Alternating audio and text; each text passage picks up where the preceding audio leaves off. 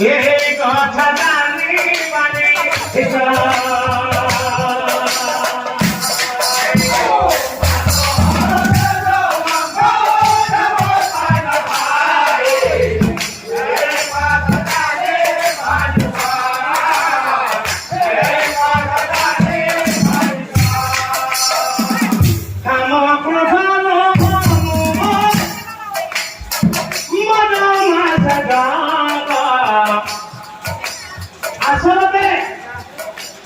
আসলে মানুষেৰ দেহত থকা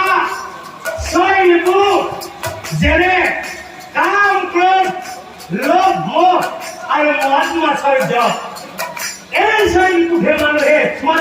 বলিদান কৰিব লাগে আৰু কিয় কৰিব লাগে জানা বিৰহী বিপ্ৰ কাম ভাৱ মানুহৰ শৰীৰত যেতিয়া প্ৰৱেশ কৰে মানুহ বিবেক শূন্য হৈ পৰে আৰু বিপথে পৰিচালিত হয় সেইকাৰণে এই কাম ভাৱক মানুহে বলিদান কৰিব লাগে মানুহৰ খং ধুমুহাৰ নিচিনা হৈ যোৱাৰ পিছতহে গম পায় যে কিমান ক্ষতি হ'ল এই ক্ৰোধত পৰি নিজৰ পুত্ৰ পিতৃকে বেয়া কৰি থয় কিছুমান পুত্ৰইতো অনাথ আশ্ৰমতেই হয় এই ক্ৰোধৰ বাবে গুৰু শিষ্যৰ চিনাকি হোৱা হয় সেইকাৰণে এই ক্ৰোধক মানুহে বলিদান কৰিব লাগে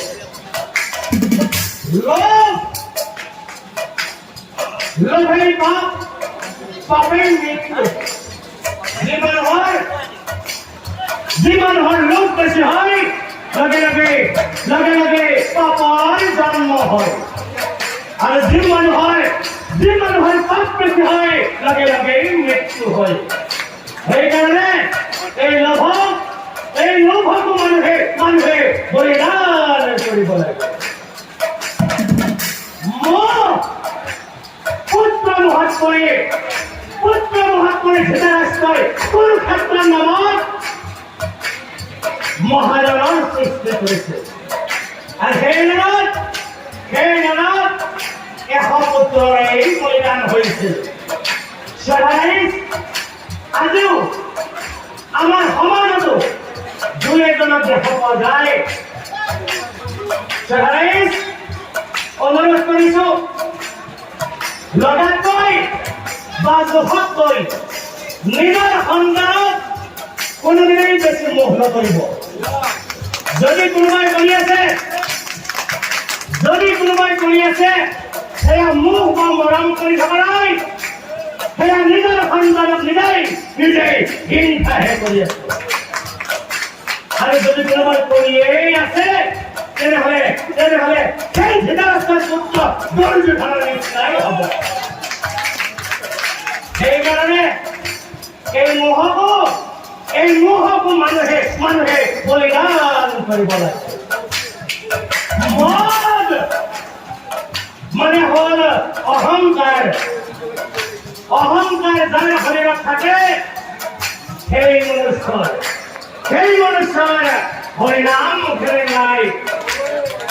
আৰু যি মনুষ্যৰ হৰিনাম মুখেৰে নাই সেই মনুষ্য কোনো কাৰণতেই স্বৰ্গত স্থান নাপায় সেই মনুষ্য নৰকতহে স্থান পায় সেইকাৰণে এই অহংকাৰক মানুহে বলিদান কৰিব লাগে মাছাৰিত মানে হ'ল চঞ্চলতা এই চঞ্চলতাৰ কুমাৰ আপোনাক ধৰি বহু নাৰীয়েই নিজৰ পুত্ৰ কন্যা স্বামী শাহু শহুৰক এৰি অন্য পুৰুষৰ লগত গুচি যায় আৰু সেই নাৰী অধ পতনে যায়। আচলতে অকল নাৰীয়ে নহয়, আমাৰ পুৰুষৰ মাজতো দেখা যায়। যিয়ে এই শৃংখলতাৰ বুলি ভাবিছে, সিহঁতে অতি সোনকালে অধৰা পতনে গৈছে। সেইকাৰণে কৈছিল যে হৰি বিদ্ৰোহ